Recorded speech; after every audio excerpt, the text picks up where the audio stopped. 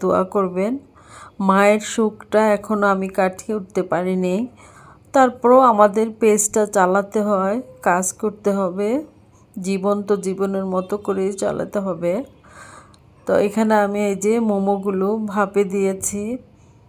আমি মোমোটা কিভাবে করেছি আমি এখন দেখাচ্ছি। আমি আগেও এই মোমোর রেসিপিটা দিয়েছিলাম। এই যে আমি গাজরটা কুচি করে নিয়েছি, যেই সবজিটা থাকবে সেটাই দিতে পারবে। আর এখানে আমি কাঁচামরিচটাও কুচি করে নিয়েছিলাম, তারপর ধনিয়া পাতা কুচি করে দিয়েছি।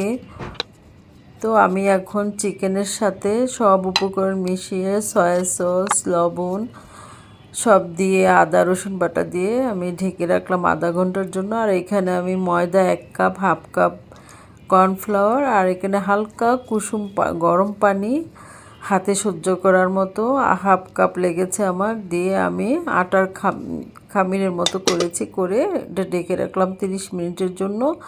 তারপর 30 মিনিট পর আমি ফিরে এসে আবারও এই মোমোর খামিরটাকে খুব ভালো করে মথে নিলাম। আর এখন নর্মাল রুটির মতো করে রুটি করে নিব। এটা আঁকা বাঁকা হলেও কিছু হবে না, যেহেতু এটা আমি একটা বয়েমের ঢাকনা দিয়ে কেটে নিব ছোট ছোট করে সবগুলি, এতে করে সবগুলি মোমো সমান হয়, একরকম হয়, একটা ছোট একটা বড় হয় না।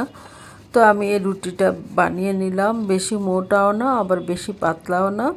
এই যে এখন মুখটা দিয়ে আমি কেটে নিচ্ছি গোল করে।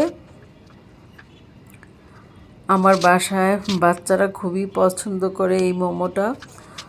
তো আমি এইভাবে বানিয়ে তারপর আমি মোমোর ভিতরের পুরটা দিচ্ছি।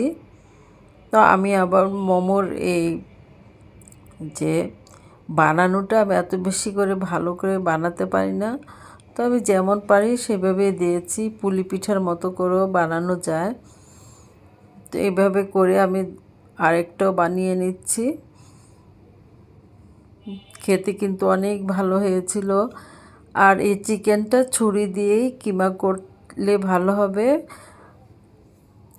আর এখানে আমার মোমোগুলো আমি ভাপিয়ে নিয়েছি সবগুলো। তারপর আমি চিলি অয়েলটা করেছিলাম রসুন, সাদা তিল, টমেটো সস দিয়ে আর লাল মরিচের গুঁড়ো দিয়ে।